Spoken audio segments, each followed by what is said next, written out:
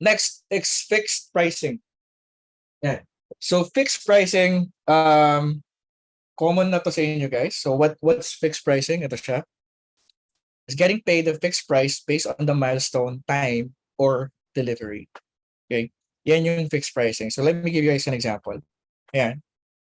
Your bookkeeper, you're being paid bookkeeping duties for $1,000 per month, social media management for ganitong amount, and then website maintenance for $500 per month. Okay? And I think most of us are aware naman of the fixed pricing. Diba? Aware naman tayo dyan. So the pros of doing fixed pricing is this. It incentivizes fast work. Okay? Kasi pag clear naman yung deliverables, pag nagawa mo na yun, again, guys, remember, you're being paid fixed price based on the milestone, time, or delivery. Depende. Kung milestone na binabayaran sa'yo, diba? Mas maganda kung mabilis ka. Diba? So, delivery mo rin. Kung deliverable mo, kung na-deliver mo kagad yung deliverable, mas maganda kung ano ka na kagad, diba? Kung mabilis mo siyang matatapos. So, incentivizes fast work. It's easier for clients to budget. Like ako, personally, I like fixed prices. Kasi, hindi ako naso-surprise sa, sa payroll, diba? And sa taxes and whatnot. Another thing, it's, para sa akin, kaya ako medyo paborito tong fixed pricing, is that it's simpler to scale. Yan yung parang biggest reason para sa akin to actually do this. It's actually easier for me to scale using fixed pricing. But later on, I'm gonna show you guys like a combination, okay? A combination of this para mas maganda. So, ang cons naman niya, okay, since ito nga, guys, ito, kapag minamanage mo yung tao on hours, it's usually easier versus managing people based on deliverables. So, kung hindi ka magaling mag-manage, it can cause problems in profitability. Okay, kasi malamang binabayaran mo sila ng medyo mahal na tapos hindi nyo nakuha yung results na gusto mo. Now, another thing is that it may not work well for dynamic markets or services with too much ad hoc requests. Okay, meaning maraming extra request. Like, halimbawa, hindi ko magana yung fixed pricing kapag sabihin natin launch manager ka. Ganun. Meaning ikaw yung tumutulong sa mga products na products na mag-launch. Mahirap mag-fixed pricing because there's a lot of moving things going on to launch. You know what I mean? A lot of things going on. Kumbaga, I'd rather do project-based, like project-based na may specific milestone, or something else. Mamaya papakita ko yung mga magandang pricing pa. But yun nga, like medyo alangan ako pag fixed pricing kapag dynamic yung mga services. Kasi maraming papagawa sa'yo, maraming mangyayari. And mapapansin mo, parang nalugi ka. Yan, like parang holy fudge, napagod ako, tapos 5,000 lang siningil ko. Yun. So, medyo hindi ko ginagamit yung fixed pricing. But mamaya malalaman nyo. Okay? So, who is it good for? Good yung fixed pricing kapag freelancer ka and you want more stability in your business. Okay? So, good talaga siya. Next. Ito na. Number 7. Number 7 na ba? It's called the preliminary and then pricing. Okay, so what's a preliminary and then pricing? So preliminary and then pricing, it's this. You have a special preliminary pricing followed by your standard pricing. So kumbaga, may preliminary rate ka and then you have a standard rate after meeting certain conditions. It could be the number of months, it could be the results, it could be the metrics. Okay? Now, ito siya. Example niya is ito. 800 for the first 3 months, then X number of dollars afterwards. $1,000 until the first 5,000 followers, then ito na. That's preliminary and then. Okay? So yung and then, after meeting a certain condition, it could be the months, like first 3 months, ganun. Results, it could be after 5,000 followers, ito na yung, or it could be metrics. Okay? Now, the reason why I like this, okay, the reason why I like this, it's very perfect for people who are starting out. It's very helpful for people who are starting out. Kasi marami ako nakikita dito sa Drive. Paano ko po increase yung rate? Di ba? Yan yung kadalasan problema nyo. Ang problema nyo, kadalasan, pag naningil kayo ng maliit para makuha nyo yung client, na-trap na kayo doon. Di ba? Na-trap na kayo doon kadalasan. Like, shit, fudge, 800 lang siningil ko, mahirap pala to. Ganun. So, para sa mga newbie dito, now you can do preliminary and then pricing. Kapag starting newbie ka, tapos, after 1 month, ito na, standard na. Or after 2 months, standard na. Or after 3 months, standard na. Okay, gawin mong time-based para it doesn't matter if you meet the metric or if you meet the outcome or if you meet the results. It doesn't matter. Month ang binibilang dito. Okay? Gets ba?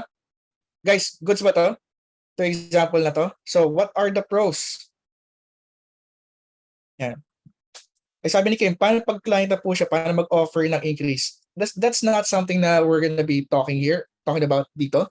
I'll try to answer it mamaya kung kaya pa. But we have a specific lesson for that inside the try. So try to ask that question sa loob and we'll give you the link. Yeah. So pros, it's easier to get initial clients. It's mababa yung initial fee. And pangalawa, you're not trapped at your basically your rate. Okay? Again, pag newbie ka, wag kang matakot na mag-charge ng maliit. Okay? By using this method, hindi ka makapag-charge ng mas malaki later on. Okay? Bibilangin mo lang naman. Buwan lang naman ang bibilangin mo, pataas na yung sahod mo. Okay? Clear ba, guys? Clear ba? Baka iba kasi natatakot, shit, paano ako mag-charge ng premium? Hindi mo naman kailangan mag-charge ng premium. Diba? Kahit kalahati lang, halimbawa, yung premium fee mo, 1.5. Ganun. Charge ka ng mga 600, 700. Ay, hindi pala 700. Charge ka ng mga 800, ganun. Or 900. And then, pagkatapos ng 900 mo, client, 3 months na, as discussed, after the preliminary pricing, we're now gonna move on to the standard rate. Is that okay? Yeah, sure. Yan na. Okay? Sabi ni Zen, nangyayari ba, Chief, na after nung preliminary price, nag-opt out na yung client kasi lalaki na yung rate? Yeah, may nangyari. But the thing is, that only happens kapag hindi mo nagawa ng maayos yung kailangan mong gawin. Kasi once you work, guys, I hope you realize this, once you work with a client for 3 months, at least 3 months, okay? Once you work with a client for at least 3 months, mas hassle pa na tanggalin ka kaysa pagpatuloy yung service. Sa totoo lang. Kasi ang dami ko nang tinuro sa'yo, ang dami ko nang tinrain sa'yo, tapos tatanggalin lang kita ng ganun-ganun. Sobrang trabaho nun para sa akin, promise. Sa akin pa lang yan, sobrang trabaho nun. Tapos tatanggalin lang kita. So the only time that's gonna happen is that sobrang, alam mo yun, sobrang sakit ka ng ulo instead of help, sakit ka lang ng ulo. Yun, tatanggalin ka na tayo. Okay. Pero if you did everything naman na kaya mo, you've learned, you've identified kung ano pang problem, silulungan mo sila doon, wala makikip ka nila. Kasi mas masakit sa ulong magtanggal ng tao that you've kept for 3 months, you trained, alam mo yun, ang dami mo nang tinuro doon eh. Trabaho yun. Okay? Sabi ni Zen, paano po pala ang singil dito? What do you mean, Zen? Paano ang singil? I just showed you the ganyan. Example. Okay? Sabi ni Axe, for the fixed prelim, do you charge as the start? Axe, ulitin ko lang sinabi ko kanina, never work for free. So it's not a matter of charging start or end. Start charging agad. Okay? Now, if you start charging 30%, 50%, doesn't matter. Basta may charge ka. Yun lang yun. Okay? Sabi ni Zen, babayaran niyo full 3 months or a per month basis? Ikaw, it's your choice. You want full 3 months? Go ahead. Gusto mo lang per month para mas okay para sa'yo, hindi ka kabado? Go ahead. Okay lang din yun. It's up to you. Okay? Now, the pros, and it's easier to get clients and whatnot, yung cons naman yan. You may not be able to meet the condition set. Okay? Kaya mas gusto ko lagi kapag newbie ka, just go for the time. Okay? Just go for time. Kasi kapag if you go for the outcome or if you go for a specific metric, what if hindi mo siya magawa? Okay? Pangalawa, another thing na pwedeng cons nito, actually, sobrang bihira lang nito. clients may be extra vigilant kasi sinabi mong preliminary pricing and standard pricing. Di ba? Sinabi mo sa kanya na there's a preliminary pricing and standard pricing. So there may be a chance na i-check ng client yung work mo kasi baka mamaya iniisip niya na iba yung trabaho mo pag preliminary pricing, iba yung trabaho mo pag standard. So yun lang naman. Okay? Now, sabi ni Mark, pag new ako sa market, ginagamit ko to. That's great, di ba? Sabi ni Mark, ginagamit niya. So again, this is good for freelancers who are just starting out but don't want to be trapped in their current pricing. Okay? Next. Okay. Anyway, next. Next is tiered pricing. So what is tiered pricing sa when it comes to dito sa i-discuss natin? So ito siya. Tiered pricing is having a number of levels or grades to your pricing. Okay? Let me show you what this is. Okay? Merong subscription-based model but ito yung gusto kong sabihin when it comes to tiers. Yeah. So ito guys, totoong proposal to. Nagbigay si Michael ng proposal and then yung client bumalik with a different offer. YouTube to, and sabi niya, month 1, ito yung gagawin ko, 1.5 sa'yo. Month 2, 1.5 pa rin. Pero month 3, kailangan meron tayong ROAS na 2 for 800. Kapag 3 ROAS natin, 1.2 sa'yo. Pag 4 yung ROAS natin, 2,000. Pag 5 ROAS natin, 3,000. Pag 6 ROAS natin, 4,000. Now, yung ROAS is return on ad spend. Kapag nag-ads ka, alam mo yan. Okay? So basically, return on ad spend is, okay, kung 100,000 yung ad spend natin, kapag ROAS is 2, 200,000 yung bumalik.